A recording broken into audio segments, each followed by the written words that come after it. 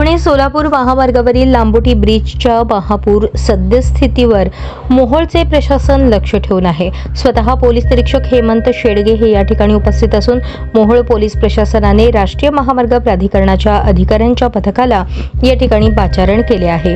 पुलाच्या आडव्या खांबास पाणी लागल्यानंतर त्याचा दाब पर्यायाने संपूर्ण पुलावर येऊन संपूर्ण पुलालाही धोका निर्माण होऊ शकतो, त्यामुळे पाणी लागल्यानंतर वाहतूक बंद ठेवणे क्रमप्राप्त बाब आहे।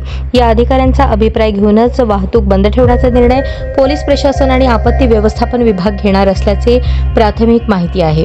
पूर्वदक्षता म्हणून या ठिकाणी मोहोळचे पोलीस निरीक्षक हेमंत शेडगे यांनी सकाळपासूनच चोख बंदोबस्त ठेवला आहे। आता काही क्षणांपूर्वी एक बाजू वाहतूक प्रशासनाने पूर्वदक्षता म्हणून बंद केली आहे।